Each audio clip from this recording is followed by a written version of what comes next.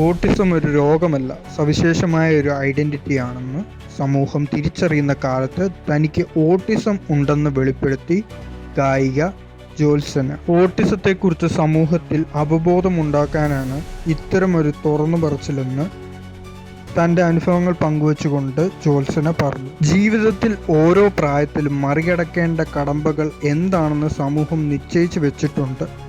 ഇതിലേക്ക് വൈകിയെത്തുന്നവർ മാറ്റി നിർത്തപ്പെടും. ഇവർക്കെതിരെ ചോദ്യങ്ങൾ ഉയരുകയും ചെയ്യും. സമപ്രായക്കാരുമായുള്ള താരതമ്യങ്ങളും മത്സരയോട്ടങ്ങളും നിറഞ്ഞ യാത്ര അവസാനം എത്തിപ്പെടുന്നത് ഉത്കണ്ഠയിലോ വിഷാദത്തിലോ ആയിരിക്കും. ഇന്നർ റെസിസ്റ്റൻസ് എന്ന വിഷയത്തിൽ സംസാരിക്കവേ ജ്യോത്സന മനസ്സ് തുറന്നു പറഞ്ഞു. ബുദ്ധിമുട്ടുകൾ പങ്കുവച്ചപ്പോൾ വൈകാരികമായാണ് താൻ ചിന്തിക്കുന്നതെന്നും അമിതമായി ചിന്തിക്കുന്നതിനാലാണ് ഇത്തരം തോന്നലുകൾ എന്ന പ്രതികരണമാണ് പ്രിയപ്പെട്ടവരിൽ നിന്നും തനിക്ക് ലഭിച്ചത്. ഒഴുക്കിനൊപ്പം പോകാൻ താൻ ഏറെ നാൾ ശ്രമിച്ചു. എന്നാൽ ഇതിൻ്റെ അവസാനം തന്നെ ഉലച്ചു കളയുന്ന തരത്തിലുള്ള തകർച്ചയെന്നാണ് ജ്യോത്സന പറയുന്നുണ്ട്. വളരെ തളർന്നു നിന്ന സമയം ഭർത്താവിനൊപ്പം UK താമസം മാറിയതിനെ പറ്റിയുള്ള അനുഭവം ജ്യോത്സന പങ്കുവെക്കുന്നു. അവിടെ വെച്ചൊരു കോഴ്സ് പഠിക്കാൻ തുടങ്ങുകയും അത് തന്നെക്കുറിച്ച് ചില സംശയങ്ങൾ ഉണ്ടാക്കുകയും അങ്ങനെ മാനസിക ആരോഗ്യ വിദഗ്ധനെ കാണുകയുമായിരുന്നെന്ന് ജ്യോത്സന പറഞ്ഞു. തുടർന്ന് നടത്തിയ പരിശോധനയിലാണ് ഓട്ടിസം ഉണ്ടെന്ന് സ്ഥിരീകരിക്കുന്നത്.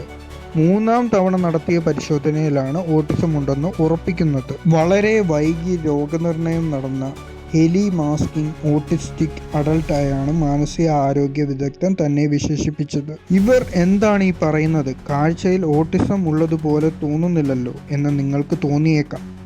എല്ലാവരും ഒരു രീതിയിൽ അല്ലെങ്കിലും മറ്റൊരു രീതിയിൽ ഓട്ടിസ്റ്റിക് ആണെന്ന് പറയുന്നവരുമുണ്ട്. ഓട്ടിസം അല്ലെങ്കിൽ ബുദ്ധിവികാസവുമായി ബന്ധപ്പെട്ട മാനസിക വ്യതിയാനങ്ങൾ എന്ന് പറയുന്നത് വ്യത്യസ്തമായ രീതിയിലാണ് ലോകത്തെ കാണുകയും മനസ്സിലാക്കുകയും ചെയ്യുക എന്നതാണ് അവർ പറഞ്ഞു. ഓട്ടിസം കണ്ടുപിടിച്ചപ്പോഴാണ് ജീവിതത്തിൽ ഇതുവരെ ഉണ്ടായ പല ചോദ്യങ്ങൾക്കും ഉത്തരം ലഭിക്കുന്നത്.